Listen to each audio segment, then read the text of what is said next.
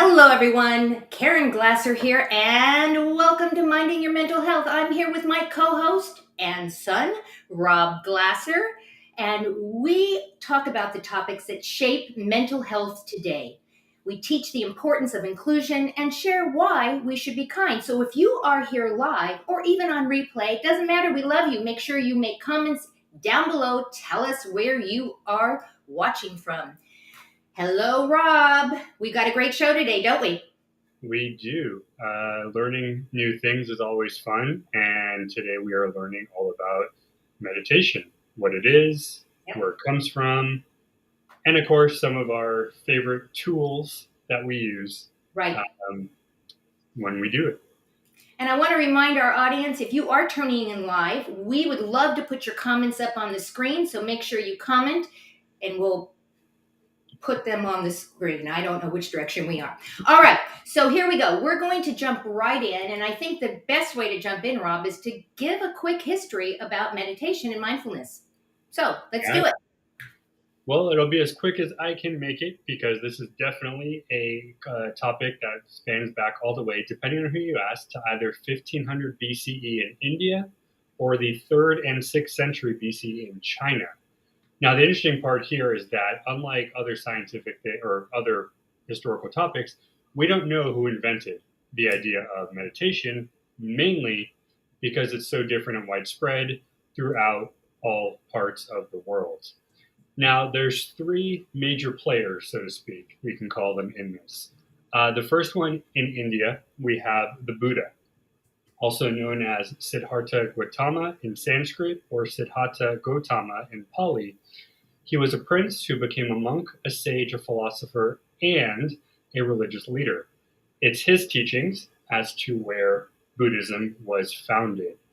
Many people think because of what the Buddha created, it came from him. That is not the case. That's farther from the truth. The Buddhist texts refer to different practices of meditation and or mindfulness, and the Buddhists sought other enlightened teachers to learn from. So you'll notice as we go, a lot of things go off each other. So it's not one person saying, I know it all. This is the group of people that learn. From him, out of China, we also have Lao Tzu, who a lot of people know from his writings and books, also known as Lao Tzu or Lao Tse. His name is essentially an honor because it translates to old teacher, old master. So he is the teacher or master of Chinese philosophy. Didn't know that. He's accredited as the author of Tao Te Ching, a work of text that exemplifies his thoughts and teachings, founded under Taoism. So we have Buddhism, now we have Taoism. Right. And this one references meditative practices and the wisdom of silence. So one of the differences of meditations, I do guided, you enjoy the music. There's a difference of somebody walking you through it, aka guided, or here's some nice peaceful music. Why don't you sit for a while and kind of just envelop? So Taoism would be the latter. For both, right? There's a place for both. Yeah, so Taoism would be the latter because that's the silence basically. Right.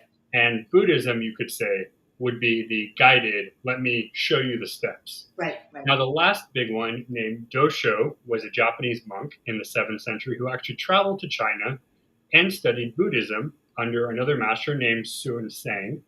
And it was during this journey that he learned all about Zen. So Zen is more of the Japanese. So already we can tell we've already hit 3 countries, India, Japan, and China. And we already have 3 different ways of doing it. So before I go to the next part really quick, I think the easiest way to break it down is, and fortunately or unfortunately, because we as a culture here, we kind of just mush it together. Right. It's important to kind of separate the different two. So Buddhism really is the knowing and learning. And we'll talk about people like the Dalai Lama later, who really goes into detail there. We have Taoism, which is kind of the nature. Let's look around you and let's appreciate there. From Japan, we have the process of Zen, which this place didn't have an exact definition, but for me, it's just kind of peace. Right. It's like another word for able to be Right. without. That's being. Yeah, exactly. No worry, no baggage, no nothing. It's just Exactly. you are there. So the really cool thing about this website, it's called positivepsychology.com, is they kind of broke down a timeline of dates. So I'm going to kind of go through some of the big parts here. So as I mentioned before, 5,000 to 3,500 BC was the oldest documented evidence, and it was actually wall art in India, but it was a meditation. So somebody somewhere back wrote a meditation on the wall in obviously the language, I believe it's Hindi, Right. and that was the first meditation ever. So from this, some scientists actually say Neanderthal and stuff like that, they might have had their own culture and religion, so to speak, because a lot of this stuff was so far back. Wow. We jump to the 5th and 6th century, and we have the development of Taoist China and Buddhist India. So it took a little while to get there. Right. But as we know, obviously, whether it's Judaism, Christianity, what have you, you evolve as you become. And what you do today Right. is definitely not what you did way back when, Way, right? way back. Right. 8th century, the expansion of Japanese Buddhism meditation spreads into Japan. So at that point, with people like Dosho and others, they started bringing Buddhism out of India into Japan. In the 11th and 12th century, it actually went to Islam, and there's a concept called dhikar, which is interpreted by various meditative techniques, becomes an essential element of Sufism, one of an old Islam religion as well. So we're seeing as it goes through how much it comes, and not until 1936 did it actually hit here with science fully understanding what meditation is. Now, look at that word there really quick. Whereas before it was straight culture and being, we have to make it into a science. We can't leave it at, there's no reason behind it, just do it. We have to have a bunch of guys or women, whoever, sitting in the thing going, there's got to be a point. There's got to be a reason, right? So I had to throw that out there because I thought that was kind of interesting that the first point it gets here, it turns into a science, which I'm sure we'll go into, but just keep in the back of your mind, guys, as we talk, because you'll know that, Now, the first time that a yogi, his name is Maharishi Mahesh, he promotes transcendental meditation. And I think I can actually jump into Deepak Chopra really quick and talk that, because that's the deep, that's the trance state. That's the ability to literally, and I actually saw this on History Channel, they took a brain scan of him. He can shut off his cortex, basically, and the entire brain scan goes blue, meaning there's no movement, but he's awake.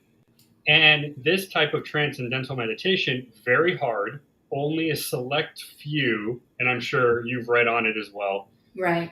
Only a select few can hit this, but it's amazing to see how, flesh and blood person can literally turn off their brain. Wow. Yeah. And just float, basically. Well, I think I was telling you this off camera.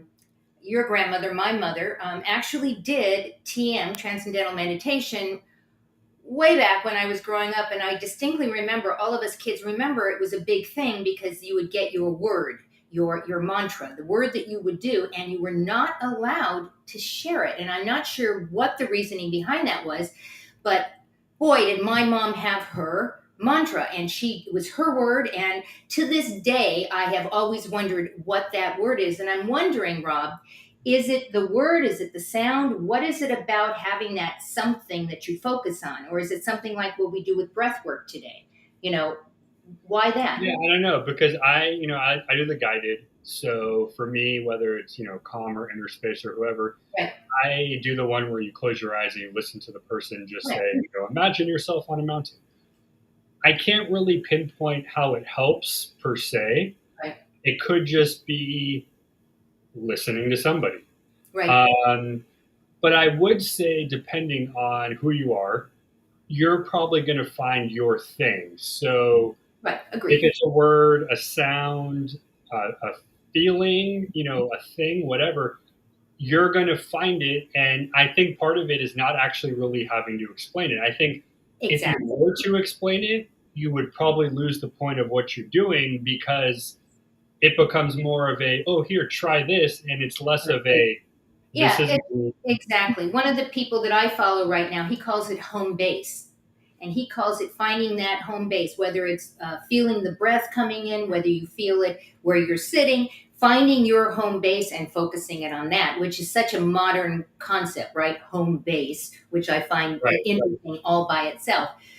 So let's jump into some of these names and some of these powerful people. You mentioned Dalai Lama already, right? Well, actually, yeah, and perfect switch over, because the final part of my thing, really quick, was in the 70s is when we first started getting meditation as research showing the effectiveness. So Herbert Benson in the 1970s proved that meditation, it works. 79, your guy, John Kabat-Zinn, opened one of the first centers and continued on the work. So not that long ago, 1970, 1980 was when you finally used it as something. But again, and when we talk about these people, and you know me, I like to give credit where it's due.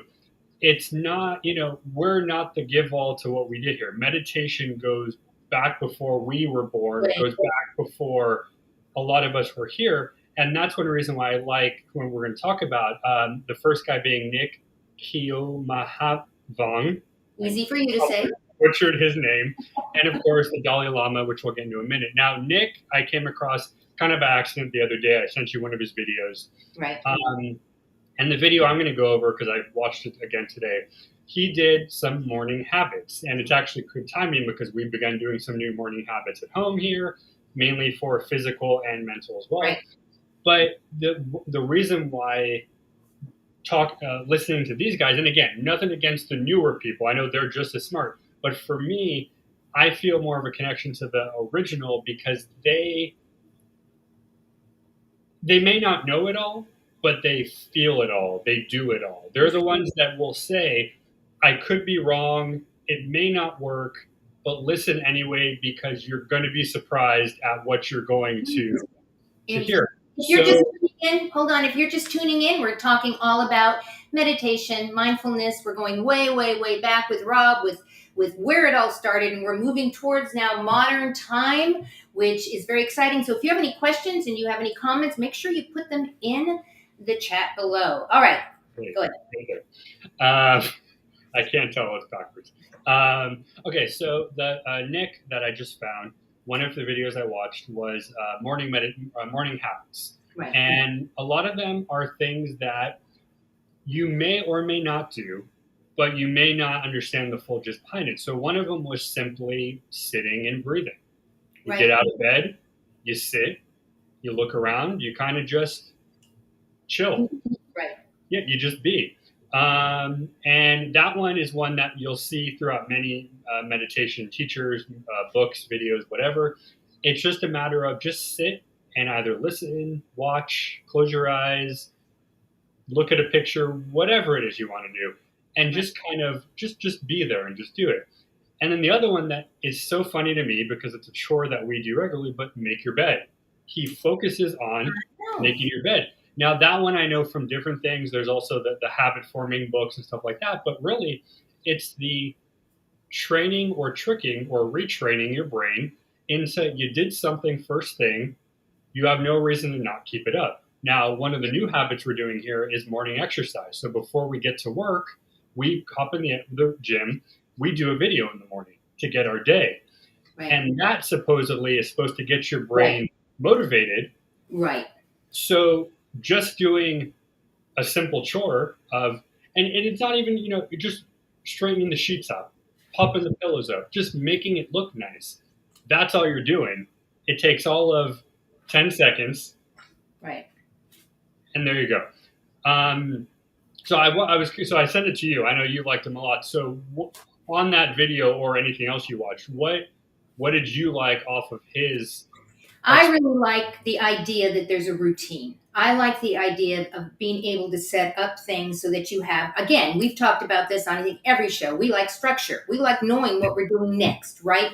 And when you showed me and introduced me to this gentleman that we cannot pronounce his last name, I said to you at the time, I said, oh my gosh, I have been reading. I've read this book multiple times. In fact, I've had Hal Elrod on my show. Oh, we got a comment here. I'm going to put it up in a second. I've had Hal on my show, and it's called The Miracle Morning, and it's very similar to what Nick does. He talks about the savers, that there are 6 things that you should do every morning when you get up. And the biggest challenge, what I think is so funny about people is, oh my God, I have to wake up early. And, for me, I'm up at 4. But it's similar. It's the breathing, it's the being, it's the journaling. It's not really there because what I learned from him was you really don't have to get up too much earlier to necessarily. It's just getting yourself 5 or 10 minutes to do the thing. And I was actually reading her comment while you were talking.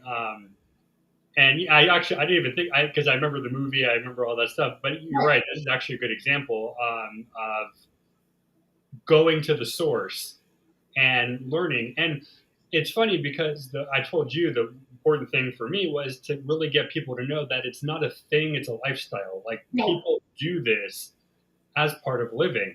Right. I think I'll jump into Dalai Lama because who better? So I have a couple of books that I've done, but this one was one of my favorites that I'm kind of halfway through, but it's a great book. Howard Cutler, the guy who interviewed him, got to literally sit down with him, I think, for a month. The Dalai Lama happened to be on one of his tours in America here. I'm trying to think, when did they write this? I don't think this was actually that old. And which Dalai Lama is this one? Number 14, you said? Dalai Lama number 14. So this was... Oh, actually, okay, the first hardcover was actually 1998. So actually, this was a little while ago. Okay, so my bad. So this one was interesting. So what I liked about this one is he got real with the answers to the questions. He made jokes to this guy about how silly Americans answer to these such simple things. And there are questions here, like, for instance, Howard says, what's happiness, whatever. And the Dalai Lama just says, I don't know. What's happiness to you? He gets so down to it. And really the explanations he gives in here is there's no right or wrong answer beyond, being kind, being good, whatever. But when it comes down to why you're doing what you're doing, that's kind of up to you. That's on you. And the funniest story, and I think I told you this, was he walked through the Mall of America, and one of the biggest malls here. And he walked down the thing, and he goes, "Oh, I want one of those, and I want one of those." This is the Dalai Lama talking. He goes, he got to the end of the row. He got out. He goes, I'm good. He left, and he took off back to his hotel and just whatever. And it's the funniest thing in the world because even he, who lives the idea of, simple, minimal, whatever, even he will go, yeah, of course, I want that stuff. I want the gadgets. I want the stuff. But then he goes, not really. That's a whole minimalism thing. That's really jumping into minimalism. Yeah. And now my favorite book, this one, Beyond Religion. I actually did a book club on this on my other station on Ultra Universe Live that we do episodes here as well. This one, okay, and actually his real name, by the way, it's right here. His name is Tenzin Gyatso, His Holiness the 14th Dalai Lama. So that's his full title. Okay. In case you're curious. But this one's interesting. So a lot of the times, and we don't want to get too obviously politically religious here, but a lot of times the issue at hand is which one do we think is the better calling to do so. Now, obviously, for me, I'm one of thinking, Judaism, Christianity, Muslim, all kind of comes from the same thing. I'm that kind of believer that everything comes out of it. What he goes a step beyond. He has no problem with who you are, what you do. His whole thing is don't use your religion to dictate your goal. Use your humanity to dictate your goal. And you can be any sort of religion, any sort of person, culture, what have you. If you don't have the idea of kind or good, whatever it means to you, again, kind, good can mean anything. Right. But he goes beyond that. And that's why I love that book. And I finished this one really quick, actually, because it was that good of a book. But that's why I like the guy, because you would think somebody in that area, and obviously, we've done temple, I've been to churches before. A lot of times, yes, it is very. You do the prayer, you do the stuff, and you read, and that's your right. Prayer session. But the Dalai Lama brings meditation to the masses and says, "Hey, you don't have to be religious like me. You don't have to take a vow of silence like me." Right. You can still be you know. Right. So it's really cool, guys. It's really It is really it's cool. And I kind of want to jump into the more modern people because we are, believe it or not, we're running into towards the end. And we had a question from Dee who actually put this up. Did we recommend, what kind of meditations do we recommend? So as we get around to talking about that, I think one of the things that's so fascinating is that you, who are younger than me, are really, really into the more traditional, the older, all of that kind of meditation and mindfulness. And I, who clearly am older, I am very much into the modern meditations. And what does that mean? I mean, there are apps out there. You've got the Calm app, you've got Insight Timer, you've got Headspace, you've got David Gandelman, who has the meditation school. You've got people that are actually recognized as the head, like you had Dalai Lama and you had Deepak Chopra. So like Tamara Levitt, she is like the face behind Calm. And I use the app. Rob, you use YouTube, right? yeah. I find their channel on YouTube. I use their And the point being for everyone is that you don't have to pay for this. I mean, these are things that you can find on YouTube, you can find on music channels. They're everywhere. I mean, you can pay for it, and if it's something that really, really speaks to you, then obviously we encourage you to go get that thing that's going to work with you.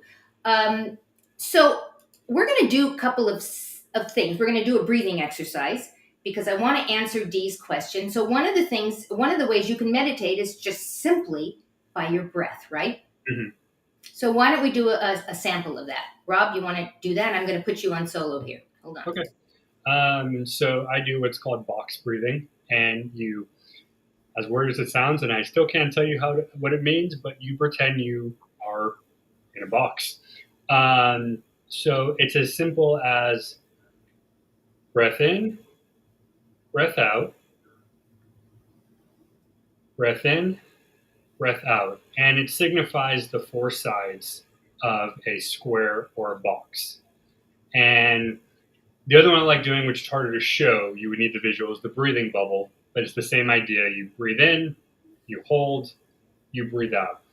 But that's my example of doing an easy one if you want something that takes all of 2 minutes, 3 minutes.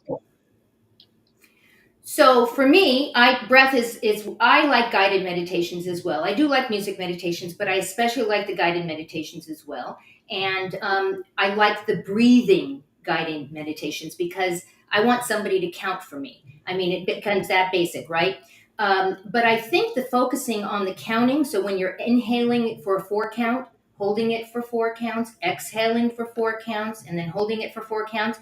There's also breathing where you inhale for 4, hold it for 7, exhale for 8. And somebody asked me about, well, how are you supposed to remember that? That's exactly the point. You are focused on those numbers as you're doing it. So whatever works for you guys. I mean, check out any of these apps. Check out YouTube. Check out. There's so many different things. And then there's also binaural. So what is binaural? Those are tones, right? So from what I know and what I've seen, it's similar to kind of the transcendental, not as deep, but it's your layman speak, tapping into your brain waves to kind of get a sense of calm, basically. You're using, usually a sound or some sort of, I don't know how to do without sounding, woo, but some sort of motion. But you're basically tapping into your brain waves to get you to a state. That makes perfect sense. Now, is the only way to be mindful and meditate is through sitting quietly and doing that, or are there other ways? Right? There are other ways. No. There are other ways to get into it. And I happen to do something, and I think it's funny because you talked about Zen. And so I do something called Zentangle. Now, I am the least creative person that I know personally. However, I actually found this whole thing called Zentangle, which I'll show you some things.